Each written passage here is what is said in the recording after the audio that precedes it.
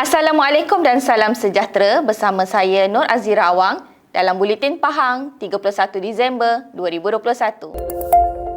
Kerajaan Pahang telah menyampaikan sumbangan bantuan wang ehsan banjir bernilai 1.09 juta ringgit kepada 728 keluarga di Maran.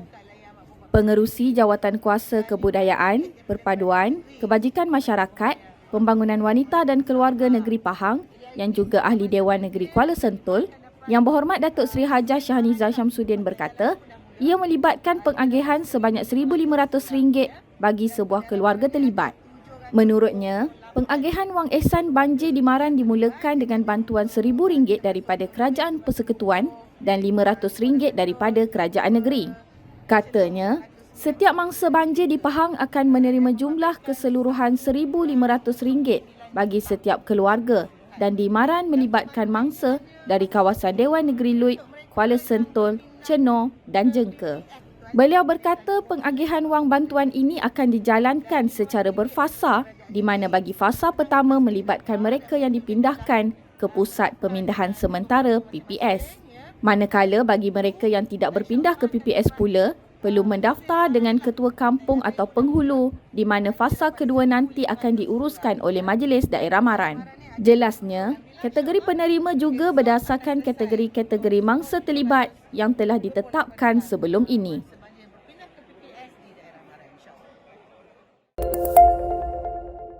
Sebanyak 94% daripada 571 struktur komunikasi yang terjejas akibat banjir selepas ditenggelami air di seluruh Pahang telah berjaya diaktifkan semula oleh Suruhanjaya Komunikasi dan Multimedia Malaysia SKMM.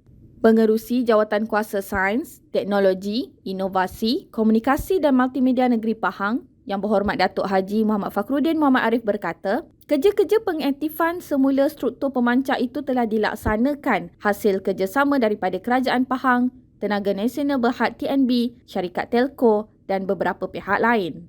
Menurutnya, masalah ini berpunca daripada struktur pemancar tersebut ditenggelami banjir di mana pihak TNB terpaksa memutuskan sementara bekalan elektrik sehingga air banjir surut dan kerja membaiki kerosakan dapat dilaksanakan. Manakala bagi lokasi yang tenggelam, pihak telco telah berjaya mengambil tindakan pantas menggantikan peralatan elektronik yang rosak dengan yang baru serta menghantar genset sebagai bekalan tenaga elektrik sementara bagi memastikan sistem komunikasi dapat diaktifkan dengan segera untuk kepentingan rakyat. Beliau berkata, pihak kerajaan sering berhubung dengan pengarah SKMM Pahang, Tuan Haji Muhammad Faizal Makno bagi memastikan permasalahan berkaitan telekomunikasi dapat diatasi segera. Beliau berharap semua penduduk yang mengalami gangguan komunikasi termasuk internet ini agar dapat bersabar kerana kerajaan bersama SKMM sentiasa berusaha untuk memastikan 6% baki struktur komunikasi ini dapat diaktifkan semula dalam masa terdekat.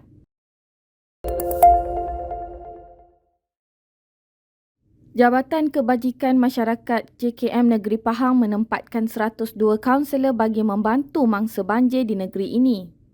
Pengarahnya Yang Hormat Encik Zukairi Zainul Abidin berkata, selain menempatkan kaunselor di Pusat Pemindahan Sementara PPS, mereka juga turut digerakkan ke rumah-rumah mangsa. Menurutnya, kaunseling adalah antara perkhidmatan yang penting berbanding pelbagai perkhidmatan lain yang disediakan dalam menangani situasi mangsa banjir. Selain itu, JKM juga perlu menghadapi fasa seterusnya, iaitu fasa pasca banjir di mana kaunselor ini turut digerakkan ke rumah-rumah mangsa untuk meneruskan sesi bertujuan memberi sokongan agar lebih positif. Beliau berkata, JKM mempunyai 14 orang kaunselor dan dibantu oleh 88 kaunselor bertauliah, psychological support team dengan kira-kira 50 mangsa banjir telah dibantu. Beliau berkata lagi, bagi mengenal pasti mereka yang memerlukan bantuan kaunseling ini, para kaunselor telah bergerak dari kemah ke kemah di PPS. Peringkat awal proses ini bertujuan untuk mendengar dan menyokong daripada segi psikologi. Jelasnya, selepas daripada proses tersebut, sekiranya terdapat kes-kes kronik yang memerlukan rawatan susulan, pegawai-pegawai akan meneruskan intervensi yang seterusnya. Mengulas mengenai tempoh masa sesi kaunseling yang dijalankan bagi membantu mangsa banjir ini, beliau berkata, ia bergantung kepada jenis bencana yang dihadapi mangsa. JKM juga membuka talian telecounselling bagi memudahkan mana-mana pihak yang memerlukan khidmat kaunseling. Jumlah mangsa banjir di Pahang sehingga jam 4 petang tadi terus menurun kepada 2,489 orang daripada 783 keluarga yang ditempatkan di 33 pusat pemindahan sementara PPS di 5 daerah.